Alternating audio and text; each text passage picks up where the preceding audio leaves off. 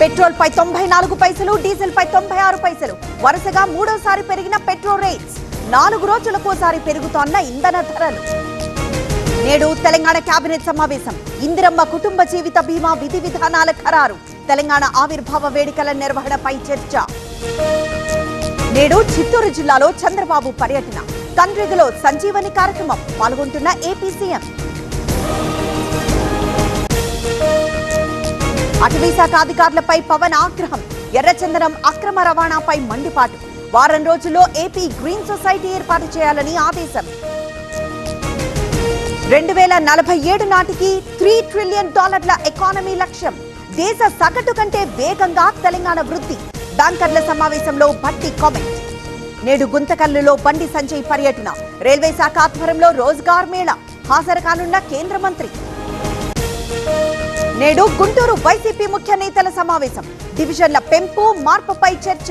భేటీ అనంతరం కమిషనర్ కు అభ్యంతరాల అందజేత. 20 ఏళ్ల అనుభవం కలిగిన రోబోటిక్ మరియు orthopaedic surgeon doctor Ravindra Patil ఆధ్వర్యంలో 1 మిల్లీమీటర్ ఖచ్చితత్వంతో రోబోటిక్ నీ రీప్లేస్మెంట్ సర్జరీ ద్వారా తక్కువ నొప్పితో సురక్షిత చికిత్స. కేవలం 24 గంటల్లో నడక ప్రారంభం, 3 రోజుల్లో డిశ్చార్జ్. రోబోటిక్ మోకాళ్ల మార్పిడికి నమ్మకమైన స్థలం ట్రీట్మెంట్ రేంజ్ హాస్పిటల్స్. నొప్పి లేని జీవితానికి ఇప్పుడే సంప్రదించండి 9888192228. ఉచిత ఇసుక పాలసీతో ప్రజలకు మేలు చేస్తున్నాం. జొన్నగిరిలో గోల్డ్ మైన్ ను ప్రారంభిస్తాం. మంత్రి కొల్లు రవీంద్ర కామెంట్స్. తెలుగు రాష్ట్రాల్లో కొనసాగుతోన్న ఎండల తీవ్రత. తెలంగాణలో వడదెబ్బకు 30 మందికి పైగా మృతి. ఈ నెల 26 వరకు పలు జిల్లాలకు రెడ్ అలర్ట్.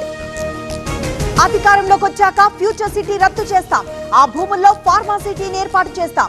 కాంగ్రెస్ ప్రభుత్వం డ్రామాలు చేస్తోందన్న హరీష్ రావు. నేడు యాదగిరిగుట్టకు రేవంత్ రెడ్డి. ఉదయం 8:45 నారసింహస్వామి దర్శనం. 100 కోట్లతో పలు అభివృద్ధి పనులకు శంకుస్థాపన. సరస్వతి అంత్య పుష్కరాల్లో భక్తుల రద్దీ. పూజలు నిర్వహించిన మహామండలేశ్వర, నాసిక్ పీఠాధిపతులు. ముక్తేశ్వర స్వామికి ప్రత్యేకాభిషేకాలు, అర్చనలు. దేశంలో రికార్డు స్థాయిలో విద్యుత్ డిమాండ్. అధిక ఉష్ణోగ్రతలతో పెరిగిన వినియోగం. పొదుపుగా వాడాలని కేంద్రం సూచన. మేడ్చల్ జిల్లా బోడుప్పల్లో గ్యాస్ మాఫియా. అక్రమ గ్యాస్ రీఫిల్లింగ్ గుట్టు రట్టు. 55 సిలిండర్లని స్వాధీనం చేసుకున్న టాస్క్ ఫోర్స్. మచిలీపట్నంలో క్రికెట్ బెట్టింగ్స్ ముఠా. ఒక ఇంట్లో నిర్వహిస్తూ ఉండగా 4 అరెస్ట్. 8 సెల్ ఫోన్లు, 36,000 నగదు స్వాధీనం.